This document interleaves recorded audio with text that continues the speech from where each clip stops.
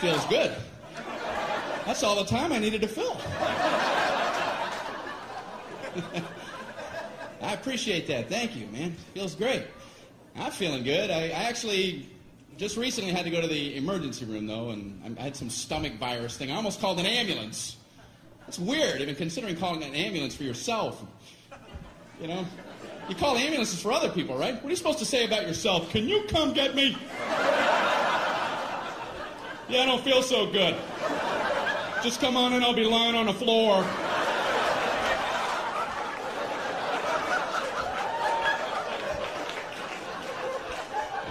I'm just looking at the phone going, I don't know how to do this. I don't know what to do. It was at night, so I drove myself to the emergency room.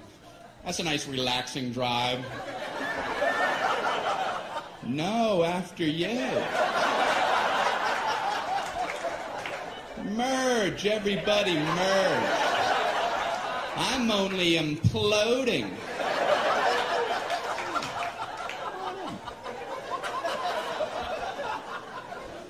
So I pull up at the entrance to the emergency room. No valet parking. I mean, if that's not the biggest oversight in our solar system.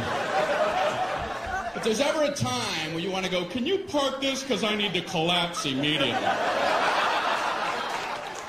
But no, I'm circling around a parking lot. Can I park there? I think I'm going to die. I'm dying too. Okay, go ahead. Yeah, I'll go up a couple levels.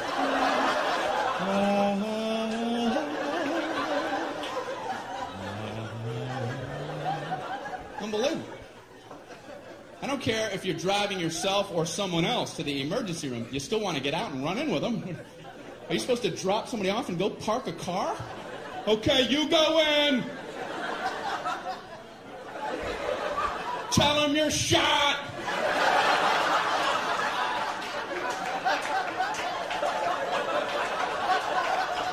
Ask them if they validate. Unbelievable. So I finally park, you know. I go in to check in. They ask the most insulting question when you check into a hospital. What seems to be the problem?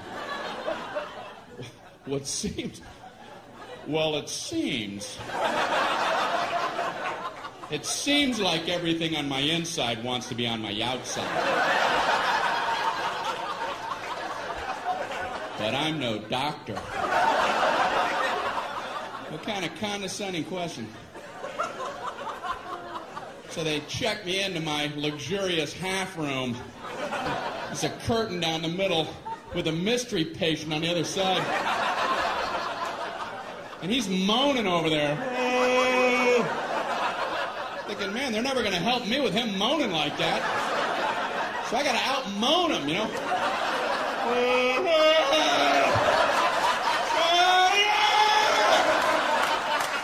Quit moaning, we're all hurting.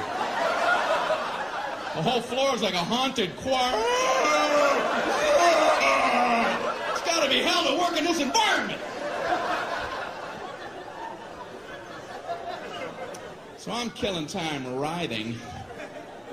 Nurse finally comes in. How are you doing tonight? I'm on a gurney. You have a painkiller or something? This is killing me. So she goes, how would you describe your pain? It's killing me. I don't know if you remember that part. Ouch. What, are we playing that pyramid game? Excruciating. Horrific. Would rather have shards of glass in my eyes. How do I convey this to you? So she asks, how would you rate your pain? 4 stars. 2 enthusiastic thumbs up. She goes, how would you rate it on a scale of 1 to 10, with 10 being the worst? Well, you know, saying a low number isn't going to help you. Oh, I'm a 2. maybe the high ones. And you could give me a baby aspirin and cut it in half. And maybe a Flintstone vitamin and I'll be out of your hair. You can go tend to all the 3s and 4s and such. If anyone's saying such ridiculous numbers. I couldn't bring myself to say 10, though, because I had heard the worst pain a human can endure is getting the femur bone cracked in half. And I don't know if that's true, but I thought if it is, they have exclusive rights to 10. And now I'm thinking, what was I worried about? Is there like a femur ward at the hospital? They would have heard about me and hobble into my room. Who the hell had the audacity to say he was at a level 10? You know nothing about 10. Give me a sledgehammer. Let me show you what 10 is all about, Mr. Tommy A. No! No! No! How can I possibly say 10? I can't. So I thought I'll say 9. And then I thought, no, childbirth. I better not try to compete with that. And then I'm thinking, you know, it must be hell giving childbirth when your femur bone's cracked.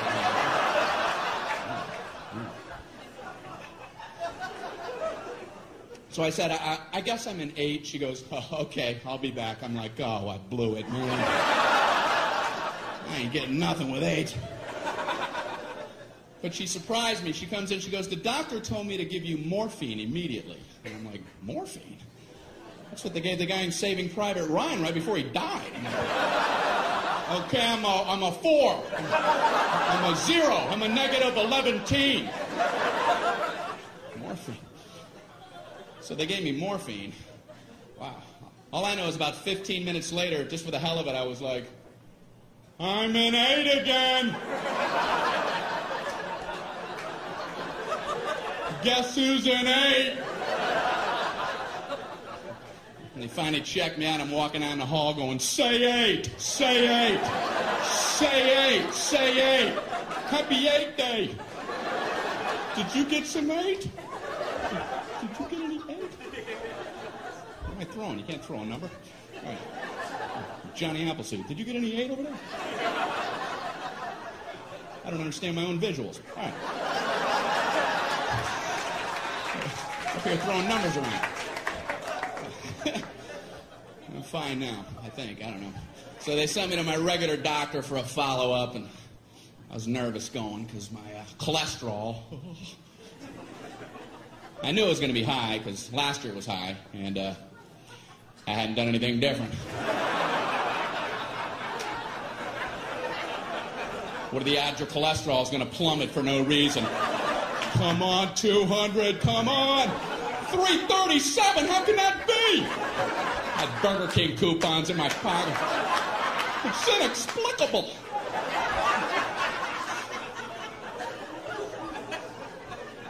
So I was nervous. And I realized that's the only time as an adult that I feel like a little kid, is when I go to the doctor. You didn't do what I told you, did you? No, I didn't. What should you have done? I should have listened when you were talking to me. What are you going to do from now on? Pay attention when you say things. When are you going to start? I'm going to start right now. Immediately. Call doctor. He's a good doctor, I think, you know. I told him I get heartburn sometimes, so he goes and gets me a list of things that cause heartburn. I'm looking at the list and I'm like, I already know this. I know how to get it. That's like going into the hospital with a cannonball wound and they show you a list. Here's how you get cannonball wounds. I have a cannonball wound. It's gaping. Do you have a tube of cannonball wound ointment?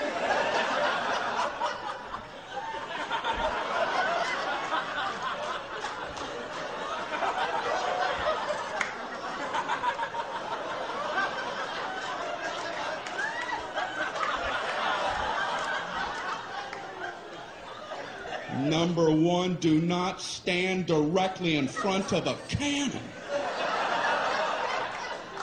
How true that is.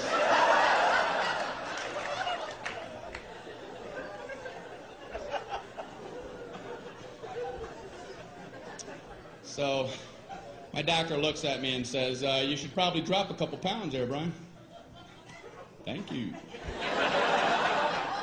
Only your doctor has carte blanche on insults. He just insults you for a while, and then you pay him for the insults on the way out. Boy, you should lose some weight, and those moles are looking pretty weird. All right, how much for that, Doc? When can we get together again? Big fat mole man walking out of your office. Thanks for the confidence boost. I'm off to the Macy's Day Parade. Grab a rope! What does he care? You're big and you're ugly. Next. He does care. Doctors are good people. That's why they avoid the word pain. It's a buzzword. They won't hit it a lot. They don't want to scare anybody. Doctors will tell you all about pressure. They'll tell you all about the pressure you're going to experience. If a doctor tells you you're about to feel some pressure, buckle up. In a moment, you're going to feel a little bit of pressure.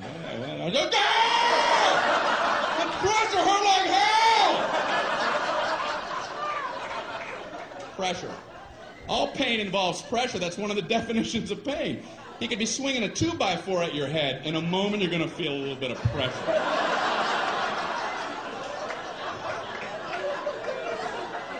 Hey, bring it on.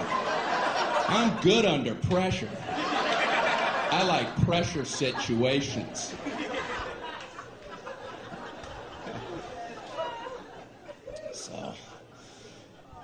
So my doctor, he told me to watch what I'm eating, told me to read food labels. I'm in the store reading the Fig Newtons label. I've always liked Fig Newtons. I'm trying to see if it's okay to eat them, and everything looked fine, the fat content, everything. I looked at the serving size, 2 cookies. Who the hell eats 2 cookies? I eat Fig Newtons by the sleeve. 2 sleeves is a serving size. I open them both and eat them like a tree chipper. Fig Newton shavings coming off the side.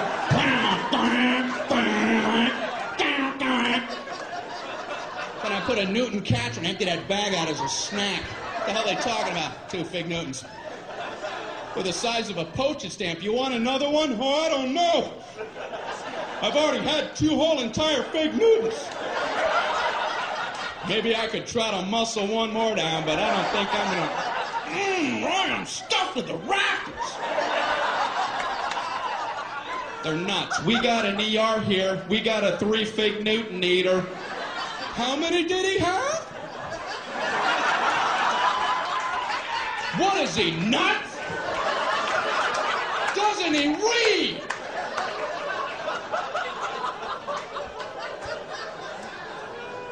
Who's coming up with serving sizes? A serving size of ice cream is a half a cup. What is that? Is that like a joke some guy put on there? Hey, come here. Look what I put for the serving size.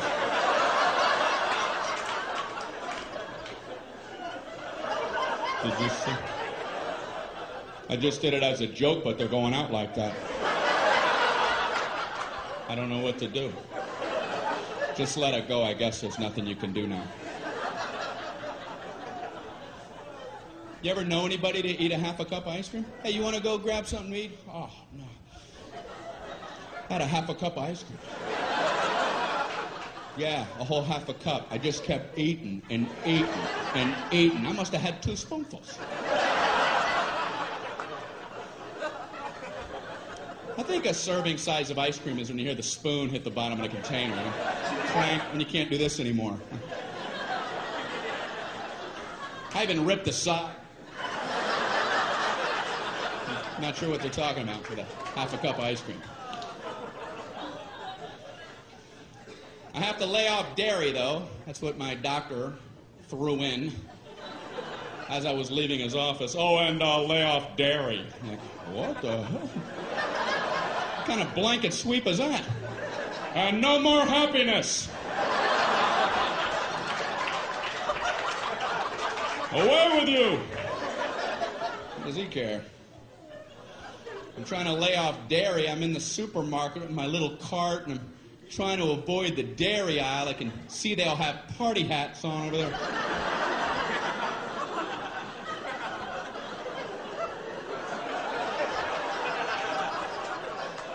I'm in the juice aisle, slooped over with juice people. Ugh. I learned something in the juice aisle, and that is, I don't know what's going on with cranberries, but they're getting in all the other juices. Whoever the salesman is for cranberries does a great job. He's showing up everywhere. Hey, what do you got, apples? Put some cranberries in them. We'll call it cran apple, go 50-50. What do you got, grapes? How about cran grape? What do you got, mangoes? Cran mango. What do you got, pork chops? Cran chops. Why don't you back off, cran man? Why don't you take your sales trophy and have a vacation? He's working too hard. He's making the other fruit guys feel bad, you know? Like the banana guy wakes up. Man, I ain't into nothing.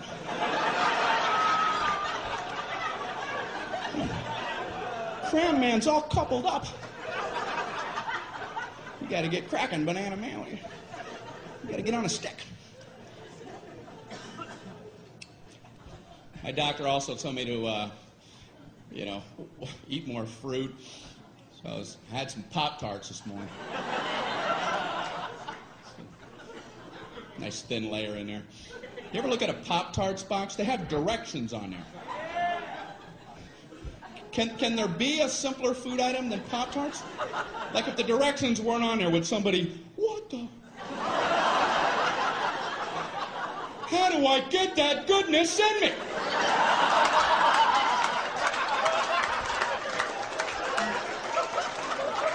What do you do? How do you get it done? You read, man. That's what you do. They have 2 sets of directions. In case you don't understand one set, you abandon that whole track and get on something a little easier for yourself. They have a set of toaster directions, which, believe it or not, is more than 1 step. How could there possibly be more than 1 step? I can only think of one. Step 1, toast the Pop-Tarts. Go ahead, toast them. Hey, are you still reading this?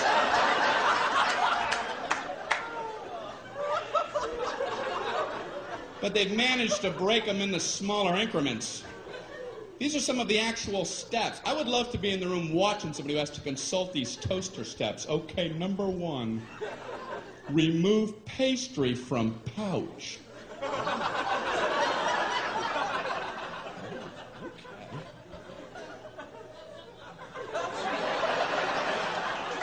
I see where they're going with this. We're banging on all cylinders now. Number 2, insert pastry vertically.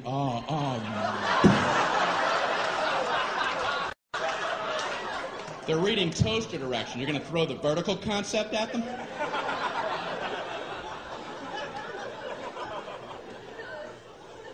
Then they have a whole set of microwave directions. That just blew me away that you could actually microwave a Pop-Tart. I mean, how long does it take to toast a Pop-Tart? A minute? If you want them dark? People don't have that kind of time.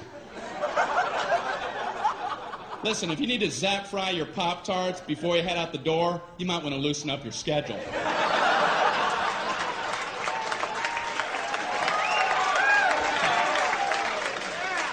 And I swear it says microwave on high for 3 seconds. I don't think I want to wake up and be eating in 3 seconds. The alarm goes off. Put them in ding. Get out of here.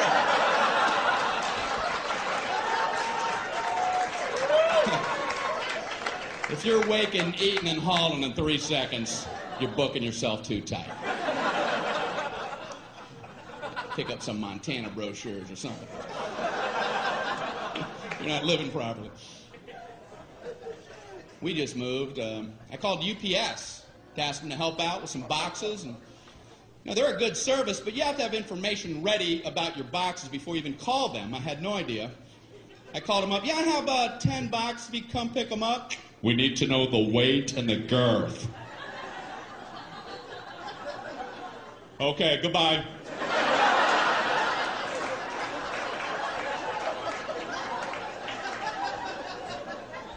So I called back, we need the weight and the girth. Okay, I don't know what the weight is, and I don't know what girth means.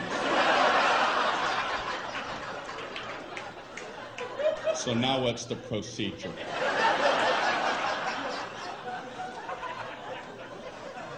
So this guy talks to me like I'm 4 years old. Well, do you have a bathroom scale? Yeah, but if I put the box on a scale, it's going to cover up the numbers! What do I take them off really quick? 0, I'm not fast enough. What's he talking about? So then he gives me like his Mr. Wizard formula. How about if you stand on the scale and weigh yourself, get off the scale, pick up the box, get back on, weigh you and the box together and subtract your own weight. I'm going, slow down. Hold on, Professor. I know this guy's never tried this, because I tried it, and you still can't see the numbers.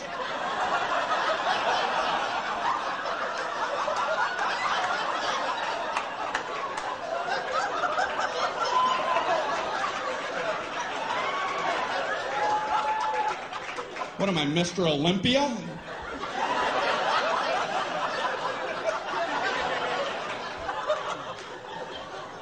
£3.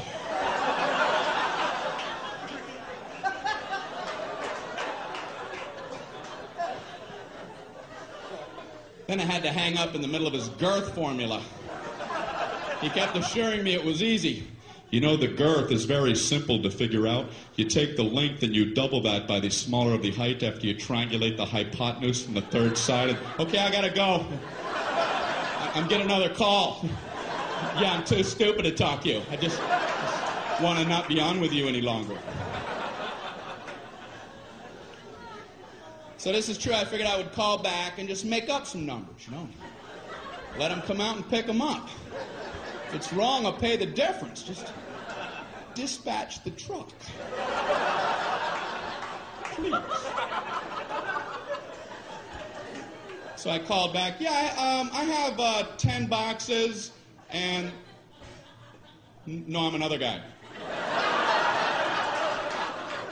Yeah, and they all weigh exactly 22 pounds, and they'll have a girth of 3.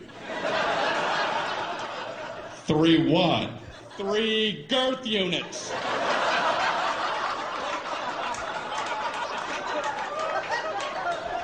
Come pick them up, please. I'm begging you. They're boxes and they're brown and they have tape all on them. And they probably fit on a dolly. Why must you torture me?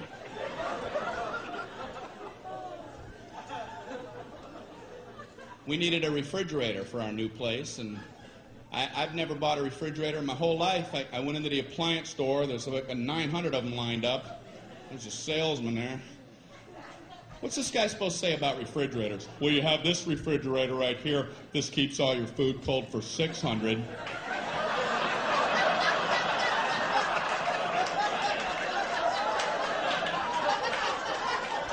You've got this refrigerator. This keeps all your food cold for 800.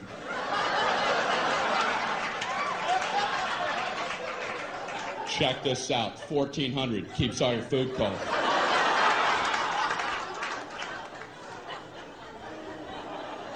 So this guy's working me on this one. I've never seen a guy work so hard. This one is a very nice refrigerator. It has a meats drawer. And what you do with that, you would put meats. whatever varieties that you would choose. These would be your meats. So there's no requirement on the types of meats. You could pick bacon,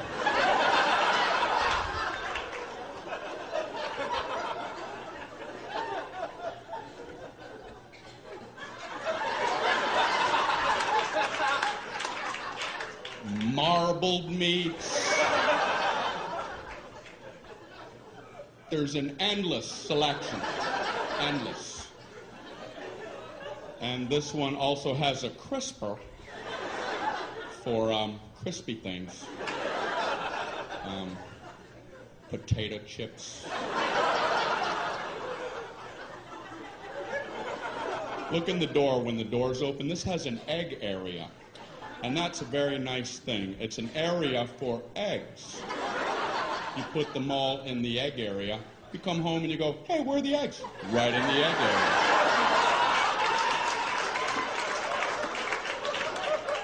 And they're all written in cursive, and that's a real nice feature. That is a nice touch. We also had to get the phone turned on. I'm at my friend's house. I call the phone company. Can you turn on our telephone? Okay, it's going to be a problem. I figured. How? Why? It's just going to be a big nightmare. That's our policy. It's going to be a nightmare. Something about hell on earth.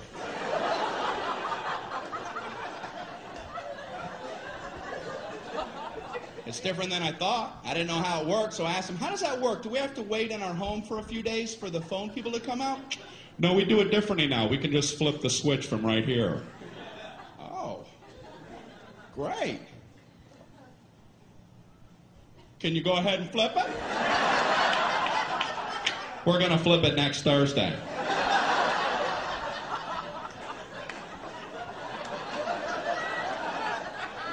Can you flip it right now? We're going to flip it Thursday, late, or Friday, or sometime in November. Can you see it from where you're at? Can I come down and flip it? What do I know? I guess there's only one flip switcher and he has a lot to get to.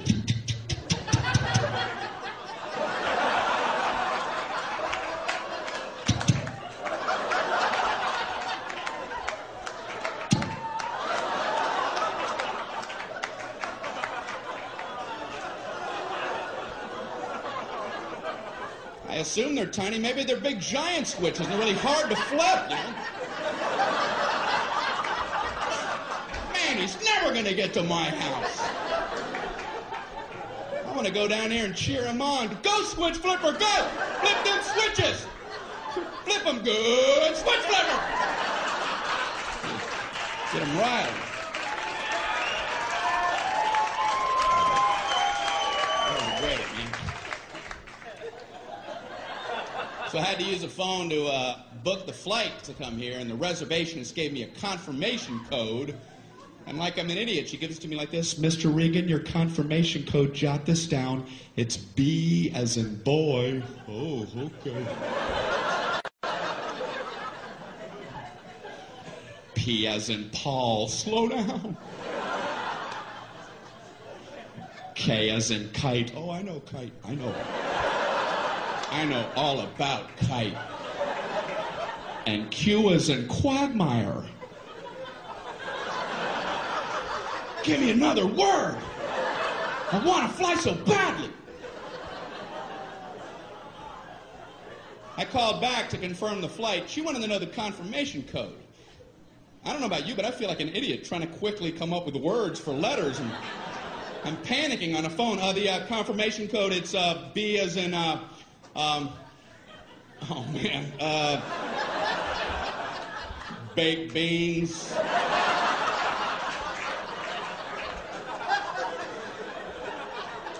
P as in pneumonia.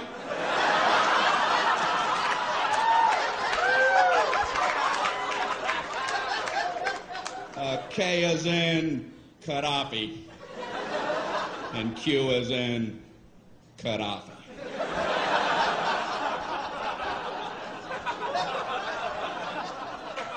They only do that with letters. Nobody ever does that with numbers. My code, it's 4 as in 423.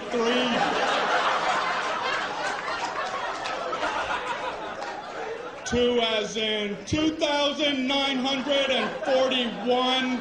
No, 47. Pretty short code. Sometimes you'll get a confirmation code that includes zeros and O's. You write them the same way. They're completely different keys. They'll give you the number 1 and the letter I. You write those the same. They're different keys. A small L looks the same. They don't care. You'll never be able to communicate this back clearly.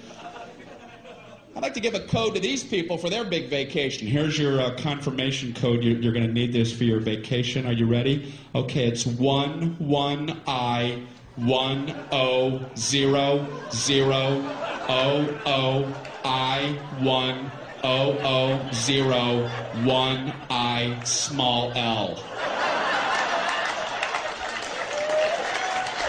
Yes. Bon voyage.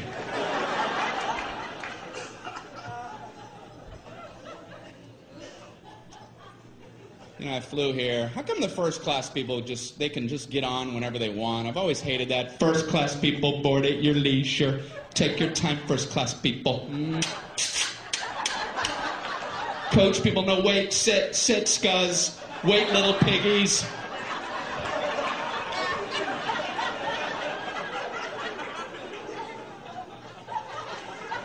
So when you do get on, the first-class people, they're already sitting there. They're all sprawled out in their big thrones. Bring me the head of a pig.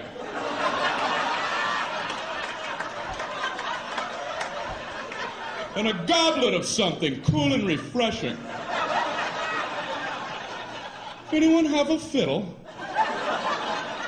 Make someone from Coach fiddle for me. Amuse me. They have fiddles in the overhead racks up there. You're not allowed to even use their bathrooms. The bathrooms up front are for our first-class passengers. The coach bathrooms are located at Newark Airport. Concourse C. Concourse C, ladies and gentlemen. So when you do board, the first-class people, they're sitting there. A lot of them are working as you're boarding. They have computers out and calculators. They're looking up at you like, hey, we're making money right now. Right now we're making money. Go, get in the back. Close that curtain. I don't want to see it. Even in my peripheral. Snap it shut. What's the matter with us? They got to cover us up with a tarp. And you go in the back, everybody has coloring books on. Hey, come here, where was you? Where was you at? You're in the middle, and there's 9 of us, and you're in the middle, and we have all the armrests, so you gotta sit like this. You gotta figure out a way to eat your snack while your elbows are touching. You gotta learn how to twist your little plastic utensil.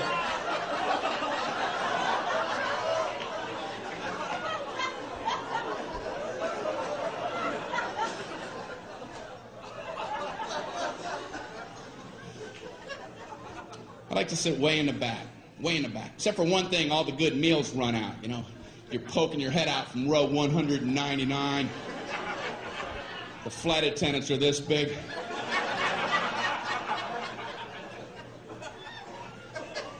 You can hear the good meals getting snagged. We have a turkey sandwich, a chicken quesadilla, and a cold fish head. I'm just...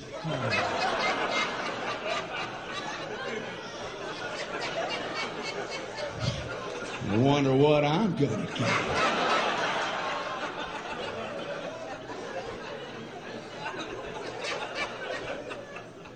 So when they get to the back of the plane, they have to do that flight attendant psychology game and pretend like the good stuff never even existed. It never even was. Would you like a nice cold fish head? They're frozen solid frozen head of fish. The eyeballs in there and the skeleton's coming out. It comes with a turnip and a spork. I was wishing you'd have one of them left, wishing upon a star.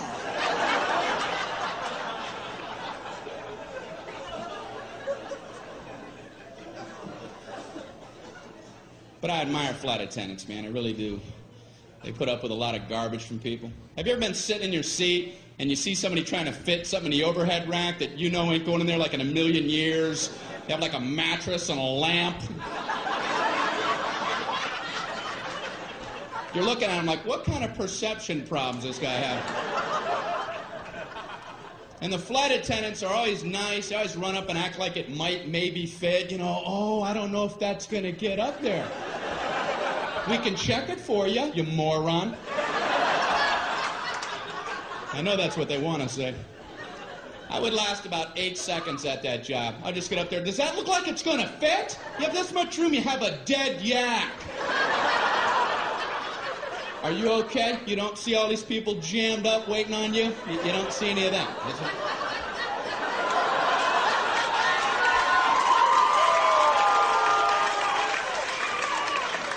Oh, this is your world. It's all about you. You let us know when you're all set, Captain You Planet.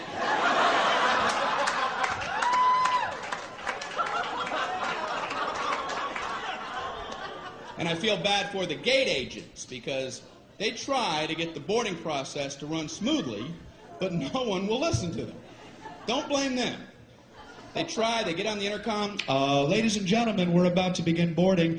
If we could ask for your cooperation, would you all please remain seated until your row has been called? Everyone, please remain seated. Everyone, please back away from the gate. Please back away from the gate. Somehow, by the time that comes out the speakers, it must sound like, everybody up and rush the door. Everyone, immediately try to squish your fat butt simultaneously in the small gate door area. Hurry. Push and shove, everyone. Push and shove. Do whatever you have to get on board. This is the last helicopter out of Vietnam.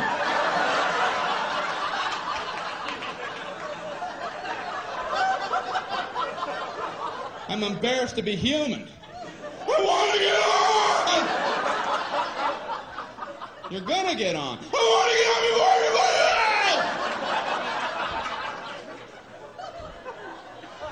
else! Why?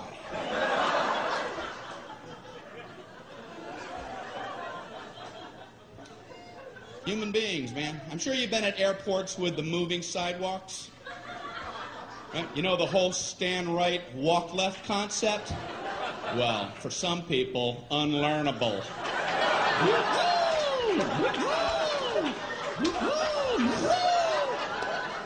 You ain't getting it in, no matter how much stimuli you offer.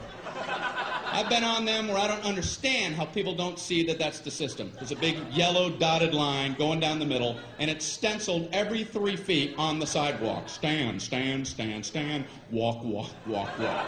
On the handrail, stand, stand, walk, walk. Up here, stand, walk. Pictures of people standing, walking, and I've seen footprints together and apart. And you still have people riding that left handrail. It's fun to fly.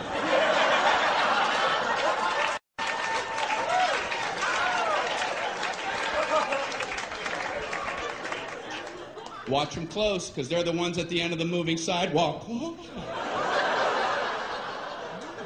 Something changed. Something changed.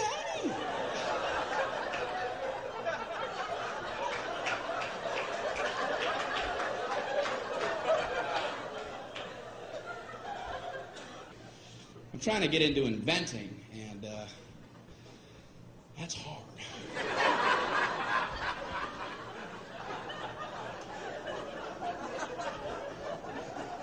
I know what I'm going to try to invent, you know. I don't know if I'm being overly ambitious, but I'm trying to invent an ironing board that when you open it, it doesn't sound like this.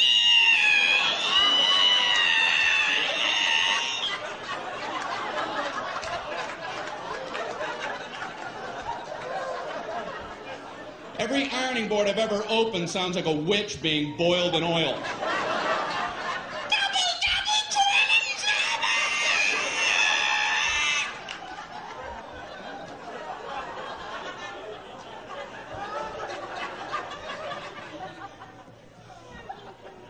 You ever just look at an ironing board?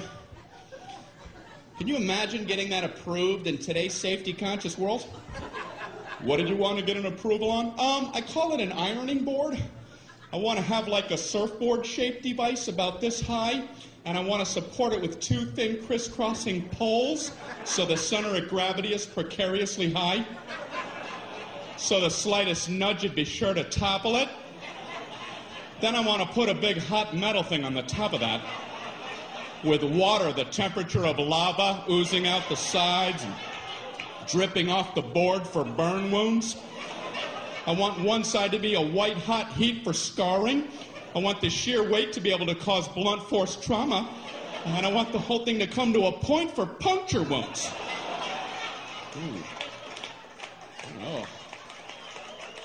Oh.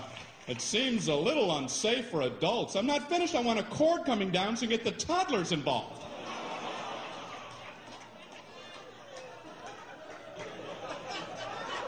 Why are we allowed to have these? Inventions intrigue me. I was reading about the walkie-talkie, and I read it was a military invention. That surprised me, because usually military stuff has strong names, you know, Apache helicopter, Tomahawk missile. Walkie-talkie? How did that slip through the system? It's a general talking to some guy. What do you have there, soldier? Well, it's a new communication device. It's untethered, which will enable the troops to speak effectively when they're in the field. What's it called? Walkie-talkie. Look, I'm walkie and I'm talking. Now you walkie and talkie, General. I'm walkie and talkie. Are you walkie and talkie?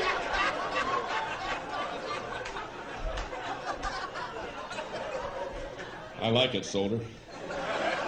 What's this explosive device? The whammy kablammy. And this is the Rudy Tooty aim and shoot. Walkie-talkie. I'm wearing new contacts. I just had my prescription changed after 6 years. You ever wait that long? Then you get new lenses. You're like, man, I could have been seeing things. How can instantly improved vision not be at the top of your to-do list? I'll see tomorrow. I don't have time. I don't have time to see clearly. No, I don't. No, I can't be that. You see what's on my desk? So I go in for the eye exam. I don't know about you, but I concentrate like crazy during the eye exam. You don't want to get a D on that thing. End up with these big, thick Coke bottle lenses. I didn't take it serious.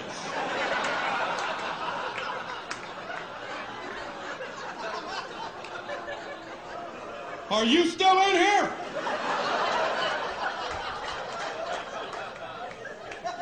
I'm just seeing shadows and shapes. It's important. They don't call it a quiz.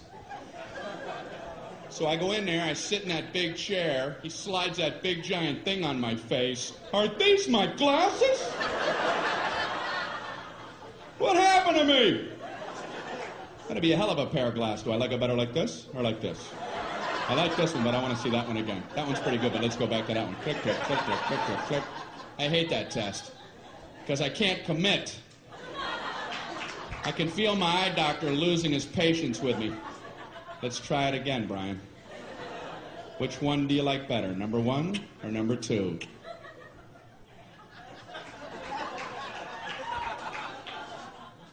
I don't like either one of those. Yeah, but that wasn't the question I asked, was it? I asked you which one you like better, and I was careful to phrase it that way. So why don't you keep that in mind while we try it yet again? Which one do you like better, number 1 or number 2? They're about the same. Well, why would I waste your time and mine by making them both the same? Did you ever stop to think about that? You ready to try it one more time? What do you want from me? way too much pressure during that entire exam. They do one test every time. I don't know what they're looking for. All I know is I get an anxiety attack in the middle of the damn thing. Tell me the exact moment point A is directly over point B. I'm like,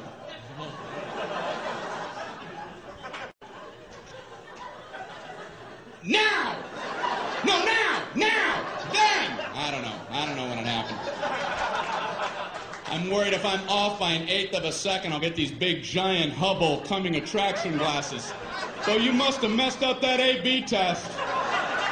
Did I ever? Grand opening. What are they helping me with? My ability to watch cars pass on the highway? They pass now! And they pass now! Man, how do you do it?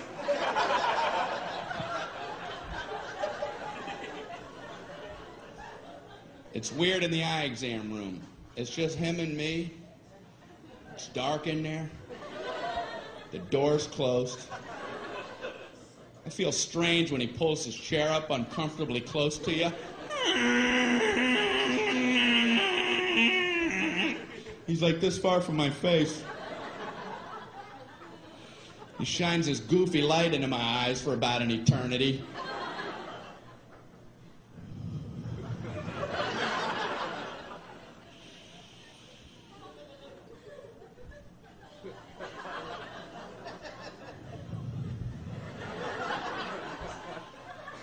How you doing there?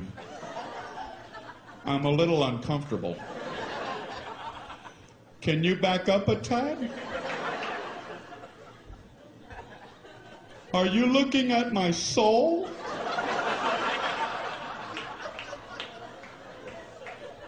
You want a Tic Tac?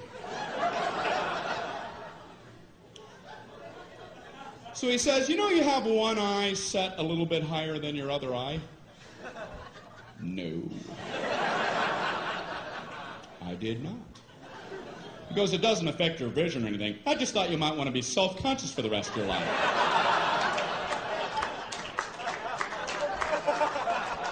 I went out to my car mirror. Am I some kind of monster? Is that a hump? I am not an animal. I am a man. What's the matter with him? Then he asked me, would you like to try trifocals? And I'm like, I must have been away a while because I have no idea what you're talking about. He says, it's exactly what you would think. You can see at 3 different distances depending on where you look through your lens. You can see close, medium, or far away. And I'm like, I can't even imagine getting used to that. There's a book, there's a plane, there's Alpha Centauri!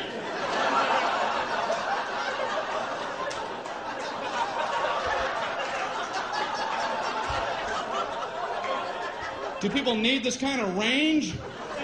Is that a fly in my nose? Is that a comet? I'm actually kind of quiet off stage. A lot of people don't realize that. I was at a dinner party recently. A bunch of people that I don't know.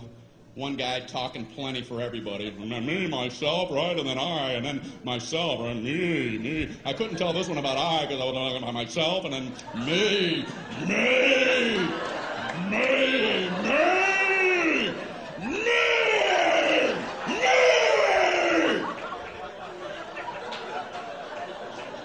Beware the me monster. So I tried to jump in with a little story. I don't want to just sit there the whole night. Right when I'm done with my story, this guy goes, that ain't nothing. Oh, well, didn't mean to waste everybody's time. Telling my nothing story. Here, let Marco Polo speak. He's back with tales of adventure. That story ain't nothing. Maybe it wasn't, because I made the mistake of trying to tell a story about having only 2 wisdom teeth pulled, and I learned a lesson.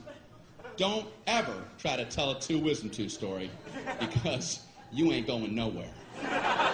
The 4 wisdom teeth people are going to parachute in and cut you off at the pass.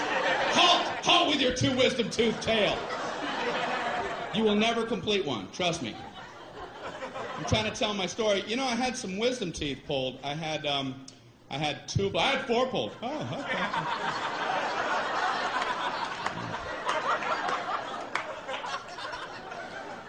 No 5, no 9. I had 9 wisdom teeth pulled. All of mine were impacted. They were all coming upside down. The roots were wrapped around my tongue, coming out my nose.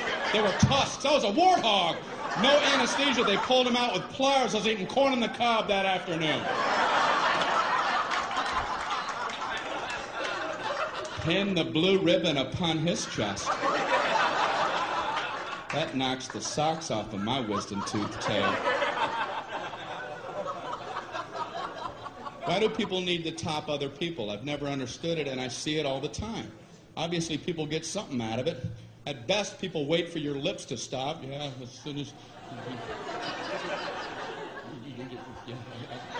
Okay, yeah, you, me! You, me! You see the difference? You see that? Now I do. What is it about the human condition? People get something out of that. That's why I have a social fantasy. I wish I was one of the 12 astronauts who have been on our moon.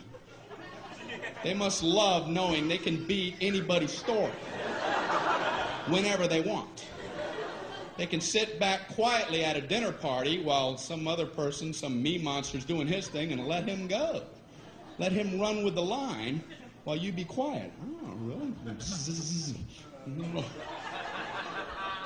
Let him have his moment. Yeah, I'm a big traveler. I have my business. I got my own global enterprise I got to check on. You know, driving in the Autobahn because I keep a fleet of sports cars over in Zurich. You know, I got a Swiss account that I got to check out. Mount Kilimanjaro expedition, might have to cancel that. You know, runways in Aspen are a lot shorter the first time you go in there. You know, the Pacific Rim Company, we're going to try to take that over. Global enterprise.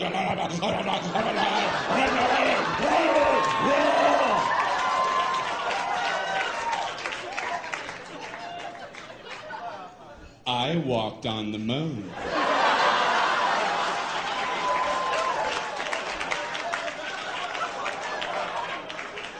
Well, you have the floor, Moonwalker. You know, you mentioned driving on the Autobahn. That reminded me. Once I was driving in the Sea of Tranquility. In my lunar rover. And I, too, was worried about our speed till I remembered, wait, we're the only ones on the moon. You guys are great. Thank you very much.